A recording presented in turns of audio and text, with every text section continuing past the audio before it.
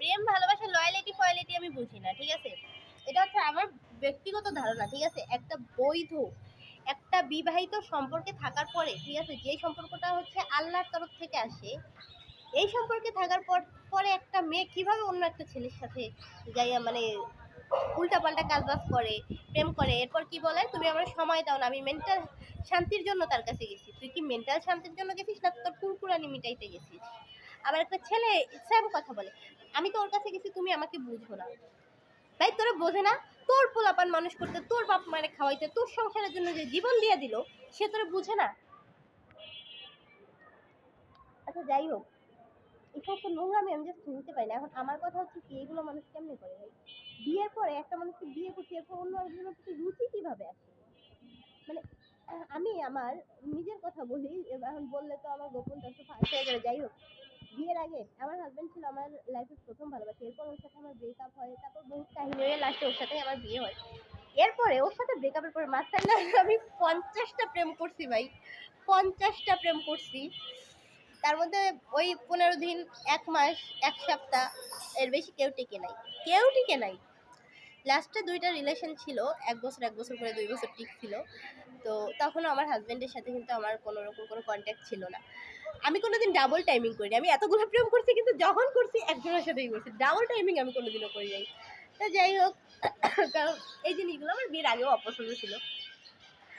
তো এখন আমার কথা হচ্ছে কি যে আমার কিন্তু অনেক ছেলে ফ্রেন্ড ছিল, বাট আমার বিয়ের পরে আমার হাজবেন্ড বলছে যে আমি এগুলো পছন্দ করি না। আমি একটা সিঙ্গেল পার্সনের সাথে আমি কন্ট্যাক্ট রাখি না, কারোর সাথে আমার কন্ট্যাক্ট নেই, না কলেজ ফ্রেন্ড, না স্কুল ফ্রেন্ড, আমার কোনো কেউ নেই।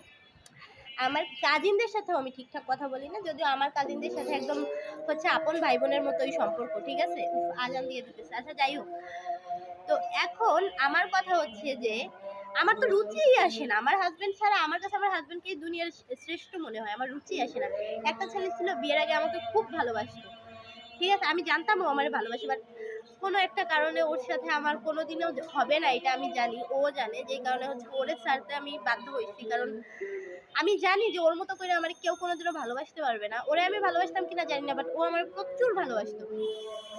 এই যে যাই, ওর পরে একটা বাটপারের সাথে আমার রিলেশন হয়। এই বাটপারের ক্ষেত্রে আমি আবার একটু সিরিয়াস হয়ে গেছিলাম, মানে এটা না স্বীকার করার জায়গা নাই, সিরিয়াস হয়ে গেছিলাম, বাট পরে বুঝতে পারছি যে ভুল জায়গায় আমি দিছি পুঙ্গায় লাথি মেয়েটা। তো যাই হোক, এখন কথা হচ্ছে যে কিন্তু ভাই বিয়ের আগের বিষয়টা ঠিক আছে, প্রেম করতাম, আবার আরেকটা ভালো লাগতো, করি করি করি প্রেম করি, মানে এরকম একটা মজার একটা বিষয় ছিল। বাট বিয়ের পরে আমার হাজবেন্ড ছাড়া আমার কাউকে ভালো লাগে না। আর এই সমস্ত জিনিস যদি দেখি যে কেউ ফ্লার্টিং করার চেষ্টা করতেছে, আমার জাস্ট করে জুতা মারতে মন চাই। আর বিয়ের আগে কিন্তু এই জিনিসটা খুব মজা লাগতো। তো এটাই কথা যে এখন আমি একটা হালাল সম্পর্কে আছি, এখন আমি একজনের সম্পত্তি, ঠিক আছে, আমি একজনের আমানত, আমার হাজবেন্ডের আমানত আমি। আমি যদি আমার হাজবেন্ডের আমানত না রক্ষা করতে পারি, আমি কেমন মেয়ে মানুষ? আর দ্বিতীয় কথা হচ্ছে আমার হাজবেন্ড যত যাই করুক, আমার হাজবেন্ড একটু ফ্যামিলি ভক্ত, একটু মাম্মা, এই দিক থেকে আমার একটু অশান্তি। বাট আমি জানি যে আমার হাজবেন্ড কোনোদিনও কোনো মেয়ের দিকে বাজে নজরে তাকাবে না, বা আমাকে কোনোদিন ঠকাবে না। আর আমার হাজবেন্ড এই জিনিসটা জানে যে আমার বউ যত যাই হোক, যত যেদিই হোক, কিন্তু আমাকে কোনোদিনও ঠকাবে না, এই ধরনের কোনো নোংরামি করবে না। তো আমি মনে করি একটা বিবাহিত সম্পর্কে এরকম একটা বিশ্বাস থাকাটা খুব দরকার। আর এটা যারা না কইরা আকাম কুকাম নোংরামি কইরা বেড়ায়, এদেরকে জাস্ট আমার কিছু বলার নেই, কিচ্ছু বলার নেই। এক একটা জুতা দিয়ে বাইরে চুন কালি মাখায় সারা দুনিয়া ঘুরাইতে হয়, অসভ্য গুলা।